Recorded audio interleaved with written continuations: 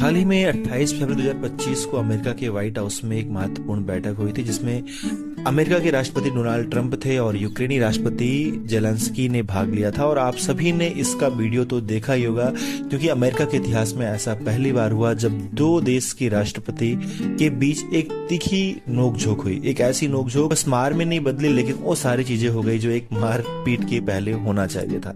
कुछ ऐसा ही हुआ इस बैठक में, और इसका वीडियो अगर आपने नहीं देखा है तो YouTube पे इसके सीधा प्रसारण के वीडियोस पड़े हुए हैं, वहां से आप जाके देख सकते हैं।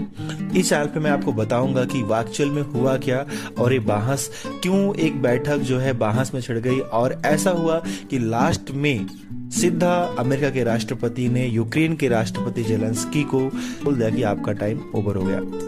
ऐसा भी हुआ।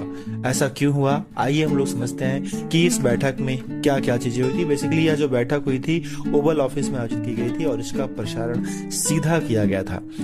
बैठक के दौरान राष्ट्रपति ट्रंप भी थे और उनके उपराष्ट्रपति जेडी वेंस भी थे। राष्ट्रपति जेलेंस्की पर अमेरिकी सहायता के प्रति आभार की कमी का आरोप लगाया गया और उन्हें रूस के साथ संघर्ष विराम पर सहमत होने का दबाव डाला गया। और यही तीखी नोकझोंक में धीरे धीरे बदल गया और बातें यहां तक चली आई कि आप टी शर्ट क्यों पहनते हैं। अमेरिकी राष्ट्रपति ने कहा कि आप सूट बूट में क्यों नहीं रहते, आप जेलेंस्की आप टी शर्ट ही क्यों पहनते हैं, आप ऐसे क्यों रहते हैं। ऐसे मतलब बहुत छोटी मोटी बातें भी उस बहस में हो गई।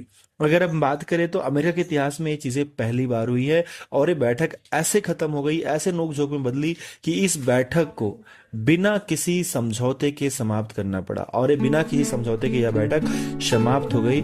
और यह इतिहास में पहली बार था जब एक वर्तमान राष्ट्रपति ने कैमरे के सामने एक विदेशी नेता पर इस प्रकार सार्वजनिक रूप से हमला किया। बैठक के बाद यूरोपीय नेताओं ने राष्ट्रपति जेलेंस्की के प्रति समर्थन भी व्यक्त किया और 2 मार्च 2025 को लंदन में एक शिखर सम्मेलन आयोजित किया गया। इस सम्मेलन में यूक्रेन के लिए सुरक्षा की गारंटी और शांति प्रयासों पर चर्चा भी की गई, जिसमें यूरोप और अमेरिका के बीच बढ़ते तनाव के बीच एकजुटता का संकेत भी मिला।